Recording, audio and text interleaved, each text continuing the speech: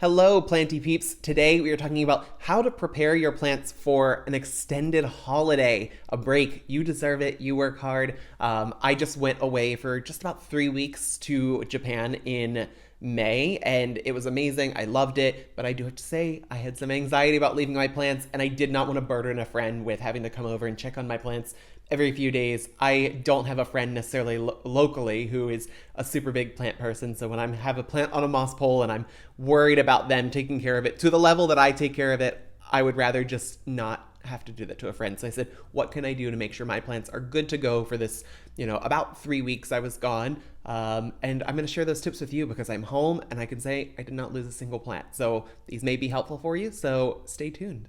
Tip one probably makes the most sense. If you have a plant, I'd say in probably a 200 millimeter or bigger pot, give it a heavy watering before you leave. Maybe a little more than you would. Make sure it's drained out before you put it back in its cache or cover pot so it's not sitting in water, but really make sure that soil gets saturated enough where you're good to go.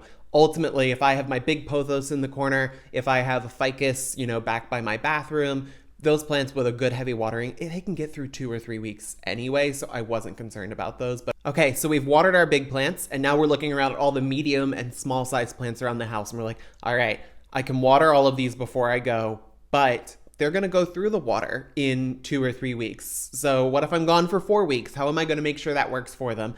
I would say think about humidity. If your plants have a high humidity around them, they will not need to go through their water as much because there's just moisture in the air. The water evaporation that they would transpire or use kind of just naturally, it's going to go slower. So I actually used a couple clear bins and put a lot of my 100 millimeter, 120 millimeter plants into these little clear bins, and I closed it most of the way, and I watched them for about a day or two before I left just to make sure there wasn't anything crazy. But these bins kept the humidity between 90 to 100%. So I will say if you're going to be gone for something like 6 weeks, you might have an airflow issue. If you have a moss pole that is quite dense, and you water your moss pole heavily and you put it in something there and there's not a lot of airflow, and you've had this moss pole go moldy before, which I've never had a moss pole go moldy, but if this is something you've had before, just keep that in mind that air circulation is kind of needed. So I did leave a crack on all of these, so there was some ability for some fresh air to kind of get in and out of the clear bin.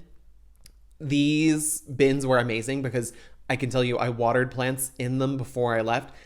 I didn't have to come home and water 100 plants. Every plant in those bins was just fine.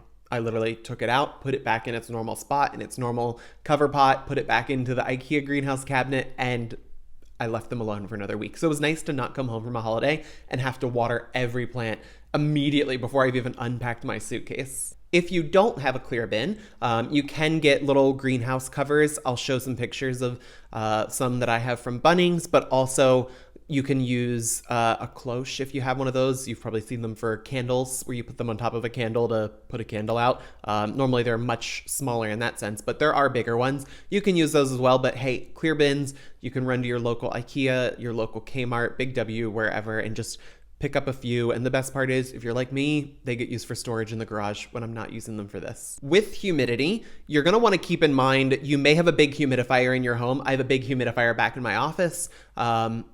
I have to normally fill it up, I'd say probably about every 3 or 4 days, depending on what level of humidity I have it at. I'm not going to be here. So I turned my humidifier down a bit to a much lower percent. It's one of the ones that automatically turns on when it detects the humidity's gotten to a certain level. So I turned it just down to 40. For me, I was like, if I can keep the house at 40%, it's lower than I'd like, but hey, it means there's going to be some humidity in the air. We should be good to go. Where I normally have it set to about 50, sometimes in summer 55. If you have a plant on a moss pole, so I'm a big fan of leafy poles, link below, we sell them at Planty Peeps, highly recommend them. They are a D-shaped moss pole, so they help keep the humidity in the moss longer. Any of the mini or small poles, I actually found fit right into the bins I was using fine, so I popped a few of my plants into my bins, but then any of the larger ones, I made sure they were watered prior to me leaving as much as I could get the moss moist. And then if you are really worried, you can actually use some saran wrap or something around the front to try to keep moisture in there.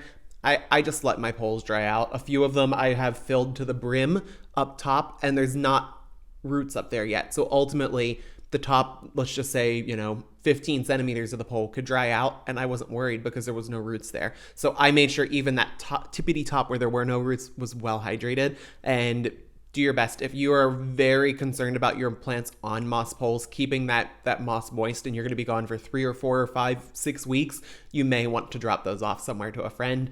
They're going to be a little more high maintenance than you can probably just kind of leave like I've done with some of my other plants. I had 2 very, very large moss poles I popped into my IKEA greenhouse cabinet because I had it emptied out. I had the humidifier turned off, and I came home and they were a little dry. They're totally fine now. All right, some of you may be saying, Josh, I do not have access to clear bins. I don't have a friend who can come over and check on my plants. What can I do? I would say think about why you need to water your plants more often, and that's because they're growing. So, as plants are exposed to light, they photosynthesize and they use water. As plants live in a higher temperature, they transpire and they use water. So if we're able to control these 2 variables, both light and temperature, we can actually slow down how fast our plants are using water. So you may have a plant that needs to be watered about every 2 weeks on average when you're looking to leave. If you pull those blinds down 2/3 of the way so they're not getting as much light, and maybe you have your heater set on 18 or 19 degrees and you're obviously leaving on a holiday, maybe if your house without a heater on stays at 15 or 16, you should be fine.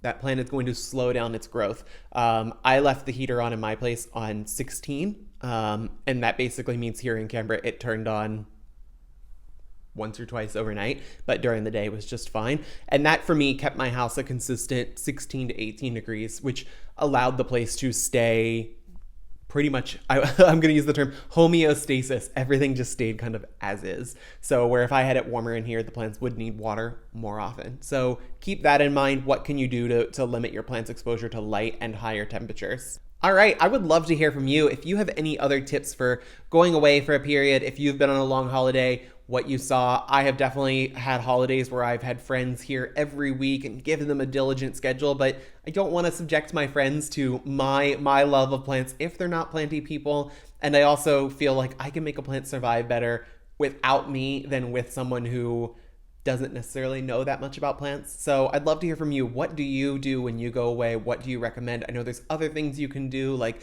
the little watering globes. Some people would probably do some other crazy stuff. But yes, I want to hear from you. What do you do? Leave some comments below and let us know. And if you found this helpful, give us a follow on Instagram. Check us out at plantypeeps.com.au. And I can't wait to see you again soon. Bye.